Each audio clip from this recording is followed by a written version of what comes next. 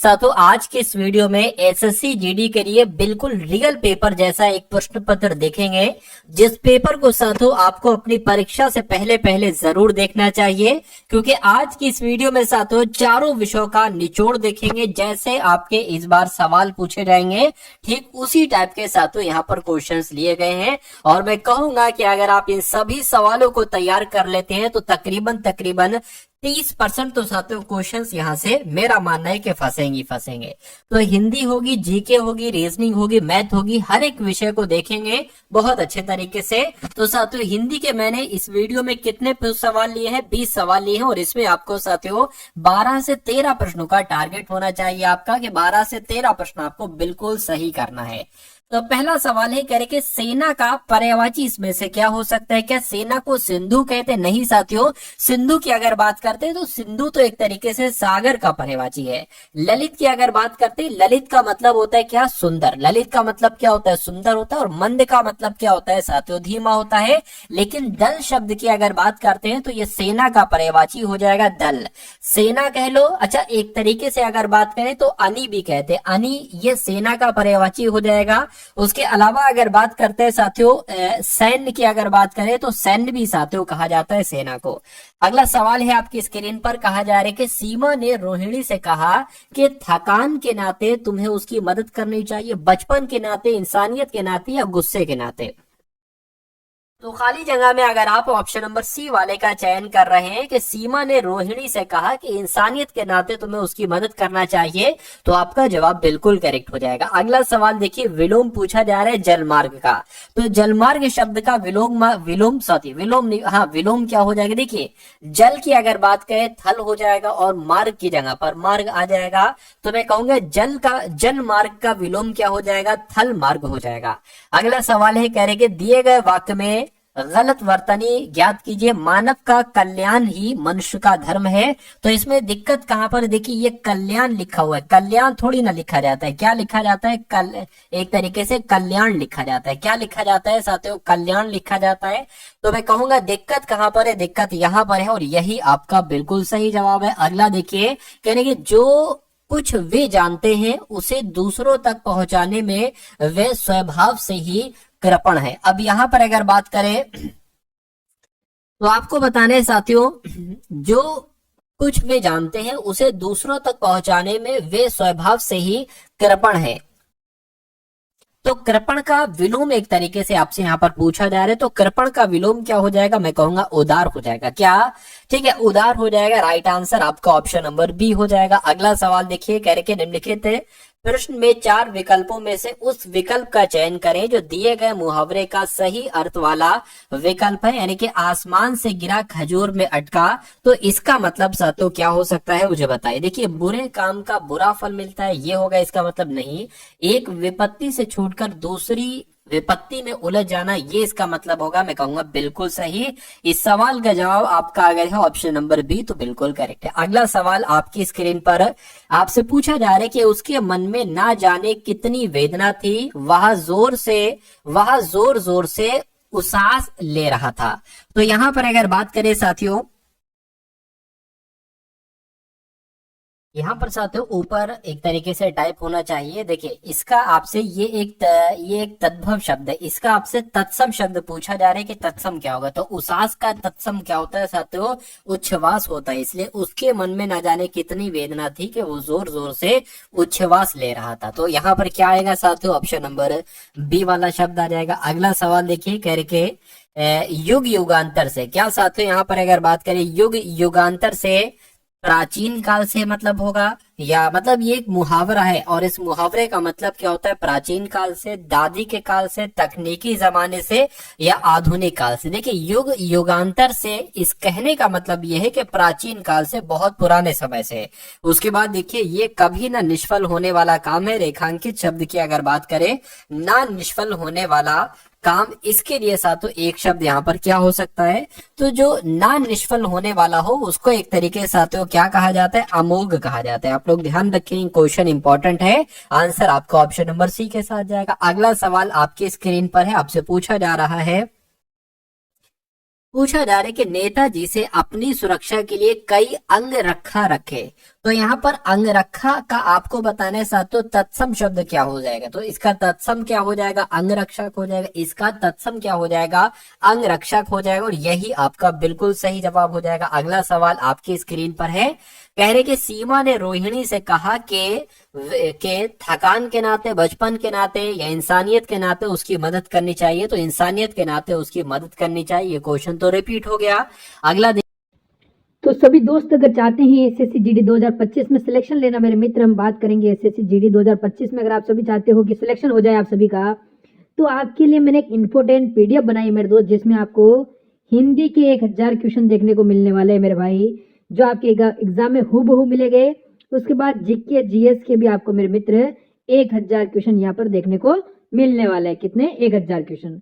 तो यानी ये 2000 क्वेश्चनों की पीडीएफ है मेरे दोस्त। कितने हजार क्वेश्चनों की, 2000 क्वेश्चनों की पीडीएफ है आपके लिए। मात्र इसकी जो प्राइस है मेरे दोस्त 50 रुपए रखी गई है। ये पीडीएफ आपको अगर एग्जाम देने से पहले जरूर एक बार देख ले मेरे मित्र, क्योंकि 70% क्वेश्चन आपको यहीं से देखने को मिलेगा। 2021 से लेकर 24 तक के सारे क्वेश्चन इसमें हैं। और ये पीडीएफ लेने के लिए मेरे दोस्त आपके पास एक नंबर है 73 मेरे दोस्त 57 या 5399 और 45 लास्ट में रहेंगे मेरे दोस्त। इस पर आप मेरे को मैसेज कर दीजिए व्हाट्सएप पर, यहाँ से ये पीडीएफ आपको तुरंत मिल जाएगी। इस पर आपको मैसेज कर देना है। अब क्वेश्चन क्या कह रहा है मेरे दोस्त, दिए गए वाक्य के लिए सार्थक शब्द ज्ञात कीजिए, यानी जो संविधान के अनुकूल हो। तो संविधान के जो अनुकूल होता है मेरे दोस्त, इसे हम क्या कहते हैं, संवैधानिक। बिल्कुल ऑप्शन नंबर डी वाले सारे दोस्त यहाँ पर सही हो जाएंगे। बढ़ेंगे अगले क्वेश्चन की ओर।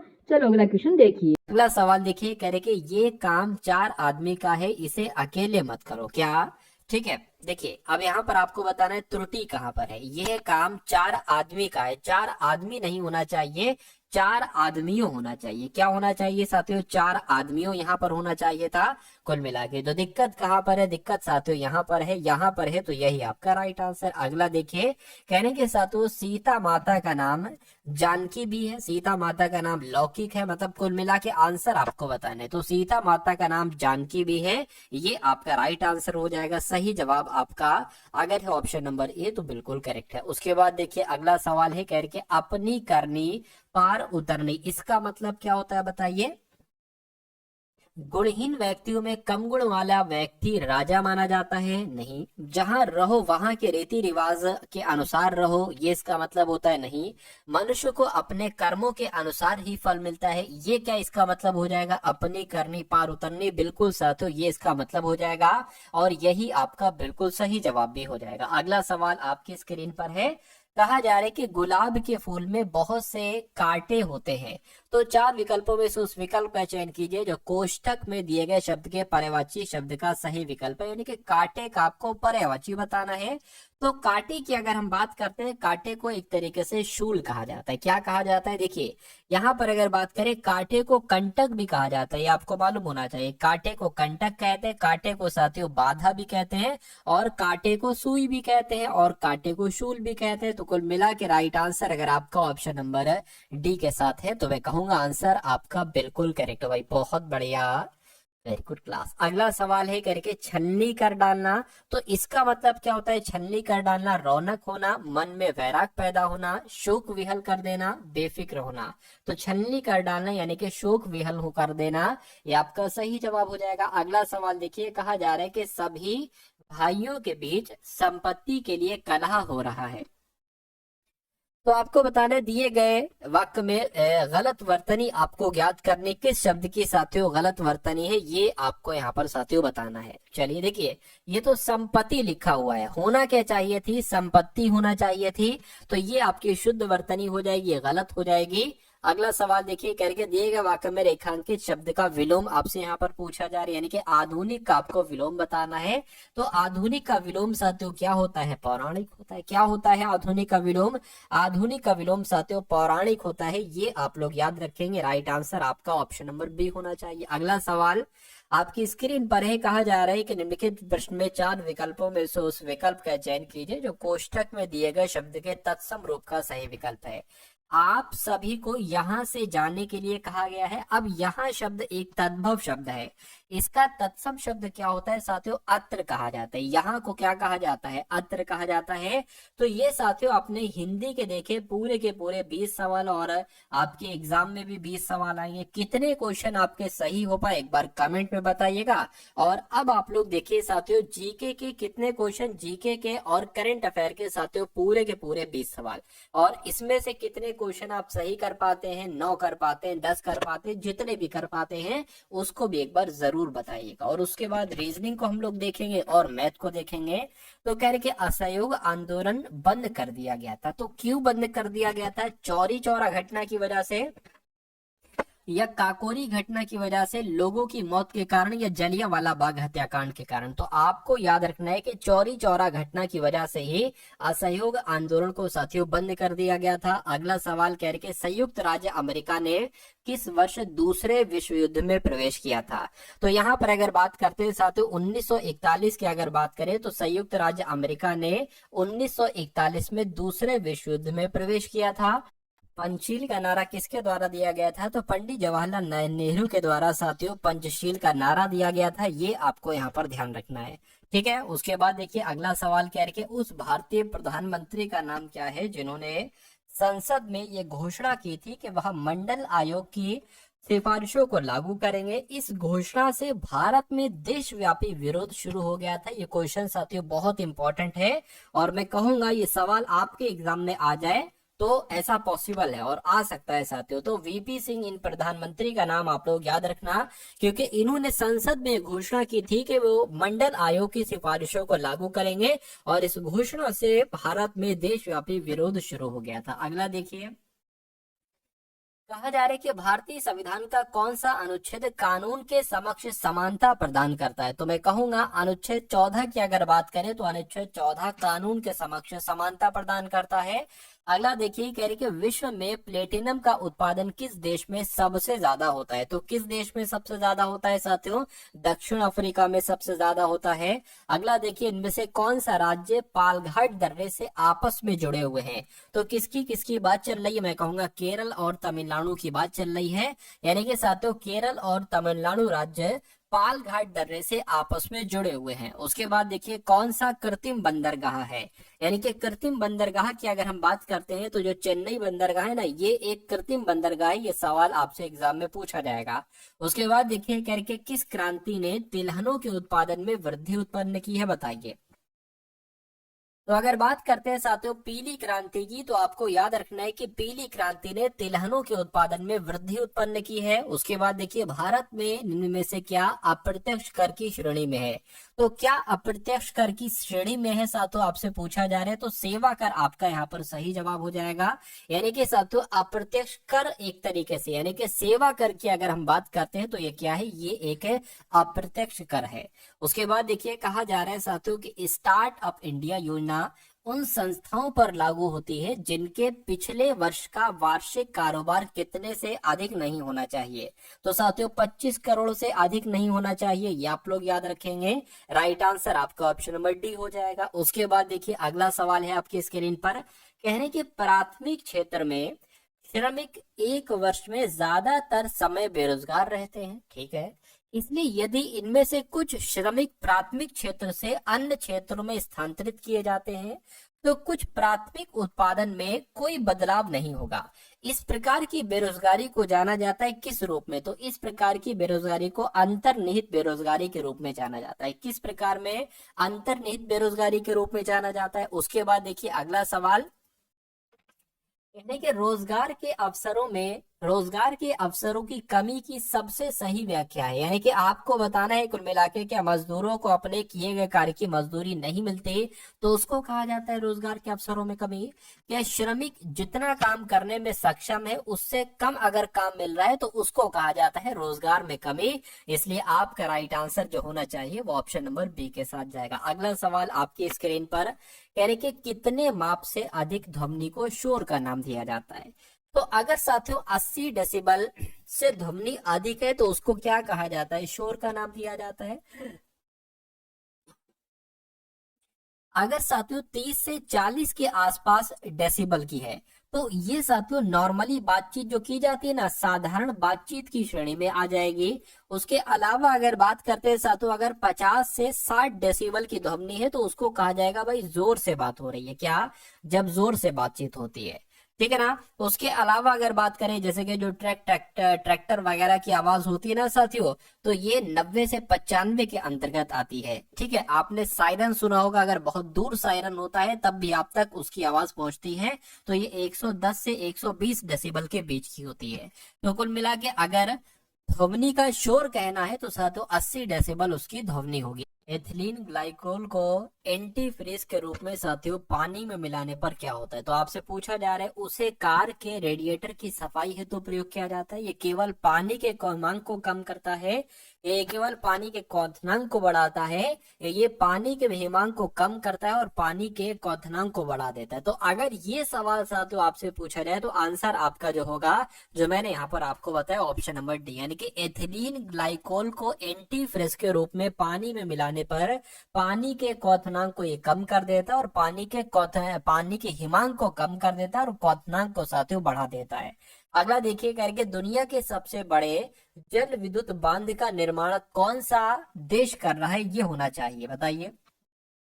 तो कौन सा देश कर रहा है साथियों? चीन कर रहा है। राइट आंसर आपका ऑप्शन नंबर बी हो जाएगा। अगला सवाल कह रहे कि हीरो फ्यूचर एनर्जीज ने कहा 29 मेगावाट की सौर परियोजना शुरू की है? तो साथियों कहां पर की है आपसे पूछा जा रहा है, मैं कहूंगा कर्नाटक में की है। राइट आंसर आपका ऑप्शन नंबर बी हो जाएगी। ये 5 सवाल साथियों करंट अफेयर के मैं करवा रहा हूं। कह रहे कि कहां 20वां सुनामी स्मृति दिवस मनाया गया? तो ये साथियों कहां पर मनाया गया है आपको मालूम होना चाहिए, पुदुचेरी में मनाया गया। यानी कि 20वां सुनामी स्मृति दिवस कहां मनाया गया? तो पुदुचेरी में।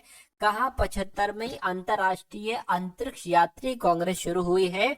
तो साथियों कहां पर हुई है ये अब आपको बताना है। तो मिलान में शुरू हुई है। कहां पर शुरू हुई है साथियों? मिलान में शुरू हुई है। अगला सवाल देखिए, किसने फेमिना मिस इंडिया 2024 का खिताब जीता है? तो साथियों ये खिताब किसने जीता है? निकिता पोरवाल इनका नाम है, और निकिता पोरवाल ने ही फेमिना मिस इंडिया 2024 का खिताब जीता है। अगला सवाल है आपके स्क्रीन पर, और अब यहां से साथियों आपके सामने रीजनिंग के क्वेश्चन शुरू हो चुके हैं। तो इन सभी रीजनिंग के क्वेश्चंस को देखिएगा और अपनी तैयारी को साथियों मजबूत कीजिएगा। चलिए, कह रहे हैं साथियों सबसे पहले 1076 है, उसके बाद आपको बता रहे कौन सा नंबर आएगा, और उसके बाद 882 ही आना चाहिए, उसके बाद 785, और उसके बाद 688, और उसके बाद साथियों 591। तो कुल मिला के अब आपको देखना है साथियों कि क्या यहाँ पर है, क्या चीज कैसे साथियों कितना कितना आगे बढ़ा है। अगर हम इसकी बात करें कि इसमें कितना घटाया गया है, तो मैं कहूंगा साथियों घटा दीजिए। 12 में से 5 जाएगा तो यहाँ पर साथियों 7 बचेगा, और ये 87 हो जाएगा। 87 में से इतना घटाएंगे तो साथियों 9 यहाँ पर आ जाएगा, यानी कि 97 घटाया गया है। अब इसको देख लीजिए साथियों 15, देखिए 5 में से तो 8 जा नहीं सकता, तो एक इधर से ले लेंगे। 15 में से 8 जाएगा 7, और फिर क्या 9, यानी कि 97 यहाँ पर भी बचा गया, यहाँ पर भी 97 बचेगा। बिल्कुल साथियों इसमें भी 97 माइनस करेंगे तो 591 आएगा। यानी कि कहने का मतलब साथियों क्या है कि आप इसमें क्या कर दीजिए, एक तरीके से 97 आप इसमें माइनस कर दीजिए। तो 1076 में जब 97 माइनस करते हैं तो 979 जाकर बैठता है। 979 में से 97 माइनस करेंगे तो 882 जाकर बैठेगा। तो कुल मिला के 979 कौन से ऑप्शन में है? ऑप्शन नंबर डी वाले में है। तो यही आपका बिल्कुल सही जवाब है। अब उसके बाद देखिए अगला सवाल कह रहे कि SWAUYC को जैसे लिखा जाता है उसी प्रकार FJ इनको साथियों क्या लिखा जा सकता है, ये आपको यहाँ पर बताना है। देखिए S होता है 19 पर, U 21 पर होता है, W 23 पर होता है, 25 पर Y होता है, A 1 पर और C 3 पर, यानी कि 2 यहाँ पर बढ़ रहा है। तो इसमें आप जब 2 बढ़ाओगे F 6 पर होता है, 8 आ जाएगा, 8 का मतलब होता है साथियों H। J 10 पर होता है, 2 बढ़ाओगे साथियों 12 हो जाएगी, यानी कि L।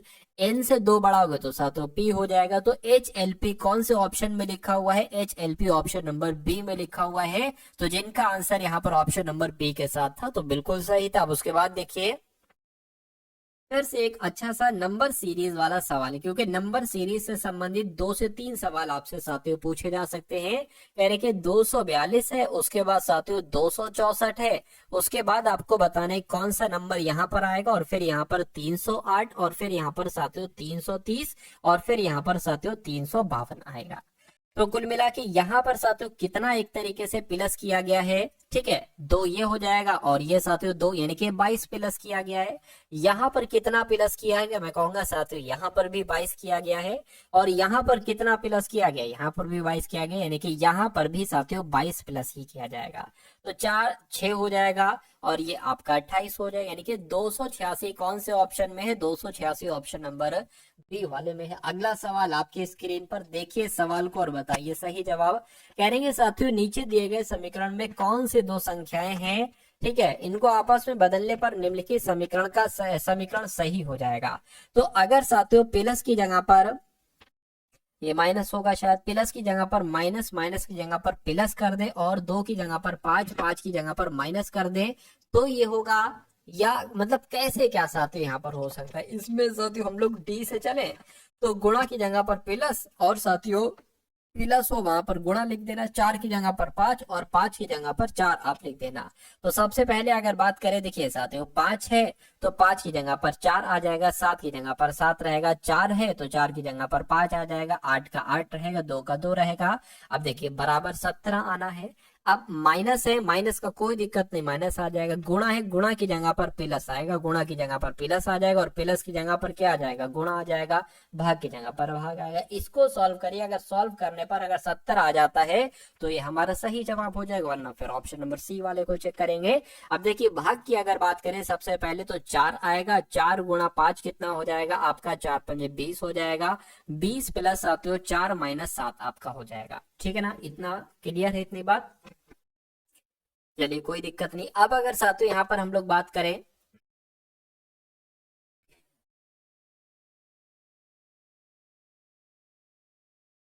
चार माइनस 7 कितना हो जाएगा, तो अगर 4 माइनस 7 की अगर बात करें तो यहाँ पर साथियों -3 आ जाएगा, -3 प्लस 20 आ जाएगा। अब प्लस माइनस है, प्लस माइनस की बात करें तो माइनस आता है, यानी कि दोनों आपस में घटेंगे, घटेंगे और बड़े नंबर में जो साइन लगा होगा ना वो साइन आएगा, तो यहाँ पर साथियों 70 आ जाएगा, यानी कि 17 बराबर 70 आ चुका है। कहने का मतलब ये है कि हमारा सही जवाब जो है वो ऑप्शन नंबर डी के साथ जाएगा। अब अगले नंबर का सवाल आपकी स्क्रीन पर है, कहा जा रहा है कि यदि दर्पण को ए बी रेखा पर रखा जाए तो आकृतियों में से कौन सी आकृति प्रश्न आकृति का सही प्रतिबिंब होगी। कहने की अगर बात करें मतलब ये है साथियों, ये आपकी आकृति है, यहाँ पर लाइनिंग आपको दिख रही होगी यहाँ पर। तो अगर यहाँ पर दर्पण रखा है तो ये आकृति साथियों कैसी दिखाई देगी, कुल मिला के आपको इतनी सी बात बताना है। देखिए अब यहाँ पर अगर बात करें ये चीज ऐसे है, ठीक है, ये चीज ऐसे है, तो मैं कहूंगा कि साथियों दर्पण में ये चीज ऐसे दिखाएगी, यानी कि ये चीज यहाँ पर है ना, तो ये चीज यहाँ पर आ जाएगी। और अगर बात करते हैं ये चीज जो है ना, ये चीज ऐसे दिखाई देगी। उसके अलावा अब देखिए ये चीज कहाँ पर है, ये चीज यहाँ पर नहीं है, ये चीज यहाँ पर भी नहीं है, ये चीज यहाँ पर है, और ये चीज यहाँ पर है। ठीक है, अब देखिए, अब अगर बात करते हैं साथियों, देखिए अब ये वाला जो है ये यहाँ पर दिखेगा, और ये वाला साथियों ये यहाँ पर दिखेगा। यानी कि अगर हम बात करते हैं साथियों यहाँ पर कैसे बन जाएगा, ऐसे बन जाएगा, ये ऐसे करके। क्या यहाँ पर है ये ऐसे है, बिल्कुल कोई दिक्कत नहीं है। अब इसकी बात करें साथियों तो ये कैसे कुछ बन जाएगा, ये कुछ ऐसे बन जाएगा साथियों, ये कुछ ऐसे बन जाएगा। तो क्या ये यहाँ पर ये ऐसे है, और मैं ऐसे की बात कर रहा हूं, तो ऐसे ये यहाँ पर ऑप्शन नंबर डी वाले में है। तो कुल मिला के इस सवाल का जवाब आपका अगर है ऑप्शन नंबर डी तो बिल्कुल करेक्ट है। अगला सवाल, उसके बाद देखिए अगले नंबर का सवाल है, कहा जा रहा है कि 7 लड़कियां हैं P Q R S T और साथियों यू और वी, ये 7 लड़कियां करके एक वृत्ताकार मेज के चारों ओर केंद्र से बाहर की ओर मुख करके बैठी हैं। यानी कि साथियों एक क्या कहा गया, एक वृत्ताकार मेज है ना, तो ये साथियों हम लोगों ने एक वृत्ताकार मेज बना ली। यहाँ पर 7 लड़कियां हैं, तो मान लीजिए 1 2 3 4 5 6 और एक साथियों 7। इन सभी का मुंह कहाँ पर बताया गया, केंद्र से बाहर की ओर बताया गया साथियों। इन सब का मुंह क्या है, इन सब का मुंह की अगर बात करें केंद्र से बाहर की ओर है, ये बात भी क्लियर। उसके बाद देखिए कह रहे कि क्यू और आर दोनों के निकटतम पड़ोसी पी है। ठीक ठीक है, कोई दिक्कत नहीं है। उसके बाद लिखा हुआ है कि एस ना तो आर की और ना ही टी की पड़ोसी है, ठीक है। कह रहे टी और यू दोनों की निकटतम पड़ोसी वी है, यहाँ पर वी आएगा और वी एस के दाईं ओर दूसरे स्थान पर बैठी। देखिए सबसे सटीक लाइन हमें ये लग रही है कि हम अभी इसको लिख सकते हैं, बाकी इन सब में कंफ्यूजन है। तो ये हम लिख सकते हैं, तो साथ इसको लिख दीजिए। क्या कहा जा रहा है, कह रहे कि इसके दाईं ओर दूसरे स्थान पर वी बैठी है। तो मान लीजिए अगर एस यहाँ पर है तो इसका दायां किधर होगा, इसका दायां इधर होगा। और वी कहां पर बैठेगी, वी साथियों यहाँ पर बैठी, क्योंकि सबका मुंह बाहर की तरफ है ना, इसलिए इसका दायां इधर होगा, वरना इसका दायां इधर होता अगर सबका मुंह केंद्र की तरफ होता, ठीक है ना। उसके बाद आगे क्या लिखा हो, कह रहे कि एस यू की निकटतम पड़ोसी है। एस यू की यानी कि यू या तो साथियों यहाँ पर आएगा, या तो यू यहाँ पर आएगा, या साथियों यू यहाँ पर आएगा। एस जो है ना ये यू की निकटतम पड़ोसी, ये बात क्लियर होगी। अब उसके बाद एक बार फिर से पढ़िए क्या कहा जा रहा है।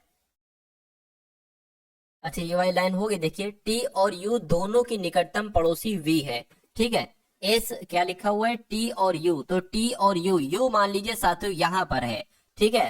तो टी और यू की निकटतम पड़ोसी वी है, यानी कि यू हमें यहाँ पर ही बनाना चाहिए। क्यों, क्योंकि वी निकटतम पड़ोसी आ गया। तो एक काम करिए साथियों, इसको हटा दीजिए, इस वाले को और इस वाले को आप हटा दीजिए।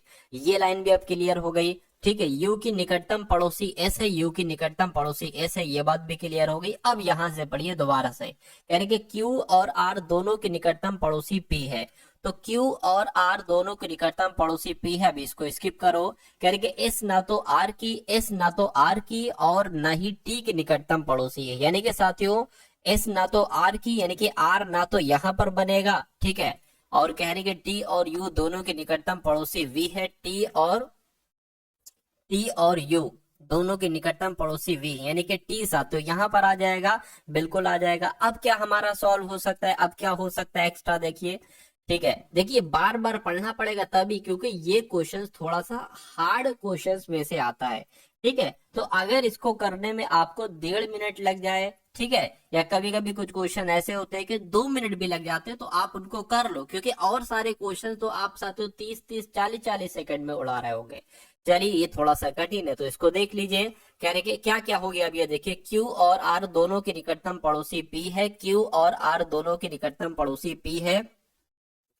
तो Q की अगर बात करें, Q और R, देखिए T आपका यहाँ पर हो गया। अगर हम साथियों यहाँ पर Q और R बना ले, क्या Q और R दोनों की निकटतम पड़ोसी कौन है साथियों, P है। तो P अगर मान लीजिए यहाँ पर बना ले, उसके बाद कह रहे कि S ना तो R और ना ही T के निकटतम पड़ोसी। S जो है ना तो R और ना ही T के निकटतम पड़ोसी, ये बात भी क्लियर है। कह रहे साथियों T और U दोनों की निकटतम पड़ोसी V है। T और R कहाँ गया, T और U दोनों का निकटतम पड़ोसी V है, ये बात भी क्लियर हो गई। कह रहे कि S के दाईं ओर दूसरे स्थान पर V बैठा है, S के दाईं ओर दूसरे स्थान पर V बैठा है, ये बात भी क्लियर हो गई। U की निकटतम पड़ोसी है S, ये बात भी क्लियर होगी। R के ठीक बाईं ओर कौन बैठा हुआ है, तो R के दरिए R के ठीक बाईं ओर कौन बैठा हुआ है साथियों, T बैठा हुआ है। तो आपका जवाब क्या होगा, यहाँ पर आपका जवाब ऑप्शन नंबर A हो जाएगा, यानी कि T हो जाएगा। तो इस सवाल को साथियों मेरा मानिएगा, एक बार दोबारा इसको आप लोग देखिएगा, थोड़ा सा और अच्छे तरीके से आपके यहाँ पर समझ में आ जाएगा। उसके बाद देखिए अगले नंबर का सवाल है आपके स्क्रीन पर, कह के दिए गए विकल्पों में से किन दो संख्याओं को आपस में बदलने पर निम्नलिखित समीकरण सही हो सकता है, बताइए। जैसे कि अगर बात करें, मान लीजिए 7 और 4 को अदला बदली कर दे, यानी कि 7 की जगह पर 4, 4 की जगह पर 7, या 3 2 को। हम सबसे पहले साथियों ऑप्शन नंबर ए से शुरुआत कर लेते हैं, ठीक है। 7 की जगह पर 4 और 4 की जगह पर 7, तो हम क्या रख देंगे 7, ये भाग का निशान होगा। चलिए 12 हो गया, 3 हो गया, 4 है ना, तो साथियों यहाँ पर क्या आ जाएगा 7 आ जाएगा। भाग 2 की जगह पर साथियों 2 आएगा। प्लस की जगह पर क्या आ जाएगा, अच्छा यहाँ पर 4 है, 4 की जगह पर 2 हो गया, ठीक है ना। और एक तरीके से बात करें 2 हो गया, प्लस आपका 41 हो गया, बराबर अब 7 है, तो 7 की जगह पर 4 आ जाएगा। देखिए कैलकुलेट करके, ये कैलकुलेट करोगे, अगर 4 आ जाता है तो हमारा ए आंसर हो जाएगा। देखिए कैलकुलेट करके तो मुझे तो नहीं लग रहा, देखिए 7/2 आ जाएगा। फिर यहां से एक तरीके से बात करें, नहीं हो सकता साथियों। तो इनको कैलकुलेट करके इतना तो मुझे पता है कि 4 नहीं आ सकता, तो ये आपका आंसर नहीं हो सकता। अब दूसरे वाले को चेक कीजिए, यानी कि 3 की जगह पर 2, 2 की जगह पर 3 रख दीजिए, तो 12 है, 12 रख दीजिए। 3 है तो 3 की जगह पर 2 आ जाएगा, -4 है तो 4 आ जाएगा, भाग 2 है तो 2 की जगह पर साथियों 3 आ जाएगा, प्लस आपका 41 का। इसको सॉल्व करके साथियों 7 आ सकता है। देखिए जरा यहाँ पर अगर बात करें 12 दूना 24 हो जाएगा, 24 -4/3 आ जाएगा, प्लस 41 का। इसको सॉल्व करके 7 आ सकता है। मैं कहूंगा ये भी साथियों पॉसिबल नहीं है, ऐसा भी नहीं हो सकता, कोई दिक्कत नहीं। तो अब ऑप्शन नंबर सी वाले को देख लीजिए, यानी कि 7 की जगह पर 41 और 41 की जगह पर 7। तो 12 है 12, 3 है तो 3, माइनस अब 4 है ना तो साथियों 4 आ जाएगा, और एक तरीके से भाग है तो भाग आ जाएगा, 2 है 2 आ जाएगा, प्लस 41 है, 41 की जगह पर 7 हो जाएगा, और 7 है तो 7 की जगह पर 41 हो जाएगा। क्या इसको सॉल्व करके 41 आएगा? जरा देखिए, 12 3 आपका 36 हो जाएगा, -4 की भाग 2 से तो साथ यहाँ पर 2 आएगा, 7 हो जाएगा। 36 में से 2 जाएगा, 34 बचेगा, 34 प्लस 7 कितने हो जाएंगे? 41 हो जाएंगे, यानी कि 41/41 यहाँ पर तो आ चुका है। तो मैं कहूंगा कि आपका सही जवाब जो जाएगा वो ऑप्शन नंबर सी के साथ जाएगा। अगला सवाल आपकी स्क्रीन पर है, देखिए और बताइए सही जवाब आपका क्या होगा। कहना का मतलब साथियों यहाँ पर क्या है, यानी कि एक ये आकृति आपके सामने अगर ये दर्पण में दिखती है साथियों, तो ये दर्पण में आकृति कैसे दिखेगी, इतनी सी बात आपसे पूछी जा रही। देखिए ये जो वर्ग है ना, ये इसका इधर को है थोड़ा, मतलब इस लाइन से मिला हुआ है, तो इधर अब जो वर्ग बनेगा दर्पण में वो थोड़ा सा इस लाइन से मिला हुआ होगा, ठीक है ना, वो थोड़ा सा इस लाइन से मिला हुआ होगा। अब देखिए यहां पर अगर बात करें, अब देखिए ये लाइन एक ऐसी लाइन है, ठीक है ना, तो जो दर्पण में आपको लाइन दिखेगी वो साथियों कैसे दिखेगी, वो कुछ इस टाइप से दिखेगी, मतलब ऐसे करके दिखेगी, ठीक ऐसे दिखेगी। लेकिन यहाँ पर वो चीज नहीं है, यहाँ पर भी वो चीज नहीं है, यहाँ पर भी वो चीज नहीं है, सिर्फ और सिर्फ वो चीज यहाँ पर है। यानी कि साथियों अगर बात करते हैं तो ये लाइन वास्तविक में जो बनेगी वो ऐसे करके बनेगी, ठीक है ना, ऐसे करके बनेगी साथियों, और ये ऐसे करके हो जाएगी। तो कुछ ऐसे करके ऑप्शन नंबर ए में ही आपको नजर आ रहा है, इसलिए आप ऑप्शन नंबर ए आपका बिल्कुल सही जवाब हो जाएगा। अगला सवाल देखिए, कथन और निष्कर्ष वाला सवाल आपके सामने आ चुका है। क्या कहा जा रहा है, कह रहे कि सभी पहिए साइकिल हैं। तो मान लीजिए साथियों ये क्या हो गए, ये पहिए हो गए, ये पहिए हो गए, और कहा गया है कि सभी पहिए क्या है, सभी पहिए साथियों साइकिल है, तो सभी पहिए साइकिल हमने बना दी। कह रहे कि कुछ साइकिल, मान लीजिए इतनी साइकिल क्या हो जाएंगी, इतनी साइकिल टब हो जाएंगी, तो ये बात भी क्लियर हो गई। अब देखिए, अब निष्कर्ष को देखिए, बताइए कौन सा निष्कर्ष सही है कौन सा गलत है। क्या कहा जा रहा है कि सभी टब पहिए हैं, सभी टब पहिए हैं। भाई टब यहाँ पर है और पहिए यहाँ पर है, मैं कहूंगा कोई टब पहिए नहीं है, तो ये गलत हो जाएगा, ठीक है, सभी टब पहिए थोड़ी ना है। अगर ये होता कि कुछ टब साइकिल है तो हमारा सही हो जाता। कह रहे कि सभी साइकिल टब है, सभी साइकिल टब कैसे हैं भाई, कुछ साइकिल टब है, अगर ये होता तो सही हो जाता, इसलिए भी गलत हो जाएगा। सभी साइकिल पहिए हैं, सभी साइकिल पहिए नहीं है, ये भी गलत हो जाएगा। अगर ये होता सभी पहिए साइकिल है तो सही हो जाता। तो मैं कहूंगा कोई भी निष्कर्ष अनुसरण नहीं करता, ऐसा कहां पर लिखा हुआ है, ऐसा आपका ऑप्शन नंबर सी में लिखा हुआ है। तो जिनका आंसर ऑप्शन नंबर सी था, मैं कहूंगा आंसर आपका बिल्कुल करेक्ट था, सी नहीं बल्कि बी था। अगला सवाल देखिए साथियों आपकी स्क्रीन पर, कहने के दिए गए शब्द को अंग्रेजी शब्दकोश में आने के क्रम में व्यवस्थित आपको करना है। साथियों अगर आपने अभी तक इस वीडियो को लाइक नहीं किया तो रिक्वेस्ट करता हूं वीडियो को आप लोग एक बार लाइक कर दीजिए, और चैनल पर अगर आप लोग नए हैं तो चैनल को तुरंत सब्सक्राइब कर लीजिए, कम से कम जब तक आपकी क्लासेस हैं, क्योंकि आपका एग्जाम 4 फरवरी से आरंभ है, तो 4 फरवरी तक आपके सारे कॉन्सेप्ट साथियों क्लियर कर दिए जाएंगे। क्योंकि डेली साथियों में पिछले वर्षों के पेपर का एनालिसिस करता हूं, मैं देखता हूं कि उसमें किस किस टाइप के क्वेश्चंस पूछे गए हैं, और उन सब कॉन्सेप्ट को, यानी कि जितने भी क्वेश्चंस के कॉन्सेप्ट बनते हैं, चाहे वो रीजनिंग में हो चाहे वो मैथ में हो, सब कुछ साथियों एनालिसिस किया जाता है, और सारे कॉन्सेप्ट आपके समक्ष रख दूंगा 4 फरवरी से पहले पहले। तो अगर आप वाकई में एग्जाम को क्रैक करना चाहते हैं तो इन सभी कॉन्सेप्ट को अगर आप तैयार कर लेंगे तो मैथ रीजनिंग के सारे क्वेश्चन आप बिल्कुल सही कर पाओगे। और अगर ऐसा हो जाता है कि मैथ रीजनिंग के सारे क्वेश्चन सही कर दो तो सिलेक्शन आपका 90% साथियों तय हो जाएगा, और बाकी अगर हिंदी की आपने कर दिए तो फिर 100% आपका सिलेक्शन निश्चित हो जाएगा। चलिए, दिए गए शब्दों को अंग्रेजी शब्दकोश में आने के क्रम में व्यवस्थित कीजिए। यानी कि देखिए डीईसी यहाँ पर है, डीईसी यहाँ पर है, अच्छा ए भी है, डीईसीए यहाँ पर है, डीईसीए यहाँ पर है, यहाँ पर भी है, और यहाँ पर भी है, और यहाँ पर भी। अब आपको बताना है सबसे पहले क्या आता है, एन, सबसे पहले एम या सबसे पहले डी, जी या वाई, सबसे पहले साथियों क्या आता है बताइए। तो मैं कहूंगा सबसे पहले डी आता है, तो ये 3 वाला आ जाएगा। उसके बाद एन आता है या एम, उसके बाद साथियों जी आता है, तो साथियों यहाँ पर 4 आ जाएगा, ठीक है ना। उसके बाद साथियों एम आता है और उसके बाद ये आता है, यानी कि 2 फिर 1 और फिर 5 आ जाएगा। तो साथियों 34,215 कहाँ पर लिखा हुआ है? 34,215 ऑप्शन नंबर बी। इस सवाल को देखिए साथियों, और इस सवाल को आप लोग सॉल्व कीजिए। क्या कहा गया यहाँ पर? कह रहे कि 2 ऑफ 40, यानी कि ऑफ का मतलब क्या हो जाएगा साथियों? गुणा हो जाएगा -44 प्लस 296। 296 नहीं है साथियों, 2 माइनस 96। क्या है? 2 माइनस यहाँ पर 96 है। तो इसको सॉल्व कीजिए। देखिए अगर यहाँ पर इसका मतलब होता है गुणा, तो गुणा करेंगे 40 गुना कितना हो जाएगा साथियों? 40 गुना आपका 80 हो जाएगा। 80 माइनस इसको सॉल्व करेंगे तो 44 और 2 46 हो जाएगा। 46 माइनस 96 साथियों कितना हो जाएगा? यानी कि 96 में से 46 अगर घटेगा तो 6 कितना हो जाएगा? 6 में 6 इतना हो जाएगा, ये आपका 50 आ जाएगा।